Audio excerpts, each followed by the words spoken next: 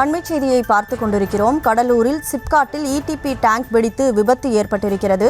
கடலூர் சிதம்பரம் சாலையில் அமர்ந்து மறியலில் பொதுமக்கள் ஈடுபட்டிருக்கிறார்கள். தொடர்ந்து அதிகாரிகளுடனும் வாக்குவாதத்தில் ஈடுபட்டிருக்கிறார்கள்.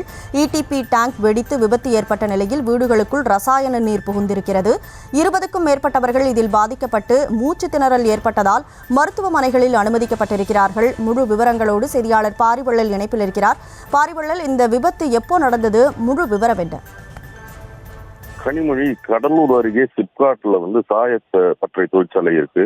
அதாவது லாயல் எனப்படும் இந்த சாயப்பட்ட தொழிற்சாலையில அதிகாலை 2:30 மணி அளவுல அங்க டேங்கர் வெடிச்சிருக்கு. அதுல 6 லட்சம் லிட்டர் கொள்ளளவு கொண்ட டேங்க்ல இருந்து தண்ணீர் வெளியேறி அருகாமையில் இருந்த குடியிருப்புகள்ல புகுந்ததுனால அந்த பகுதி மக்கள் பெரிதும் பாதிக்கப்பட்டிருக்காங்க. இந்த ரசாயன கழிவு வீடுகளில் புகுந்ததுனா அந்த பகுதியை சேர்ந்த பொதுமக்களுக்கு கண் எரிச்சலும் மூச்சு திணறலும் ஏற்பட்டிருக்கு.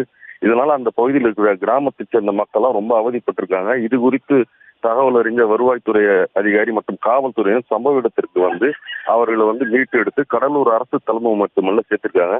கிட்டத்தட்ட 20க்கும் மேற்பட்ட பொதுமக்கள் அந்த அரசு மருத்துவமனையில் இருப்பதாக முதற்கட்ட தகவல் தெரிவிக்கப்படுது.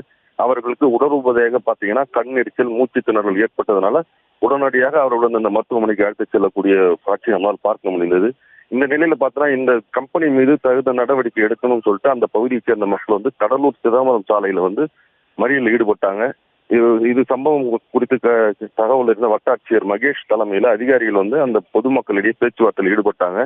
இது நிரந்தர தீர்வு இதுக்கு கிடைக்கும் வரை எங்களுக்கு இந்த நிரந்தர தீர்வு இந்த பகுதியில் ஏற்படணும் அப்படின்னு சொல்லிட்டு அவங்க கோரிக்கை வச்சாங்க.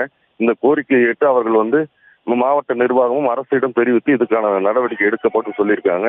இருந்தாலும் இந்த கம்பெனியில அடிக்கடி இது மாதிரி விபத்து ஏற்படுறதுனால இதுக்கு சொல்யூஷன் நிரந்தரமா வேணும் அப்படின்னு சொல்லிட்டு அவங்க கேட்டிருக்காங்க. இந்த மூச்சு திணறல்னால இந்த பகுதியில தற்சமயம் ஒரு பரபரப்பான சூழ்நிலை ஏற்பட்டிருக்கு. கனிமொழி,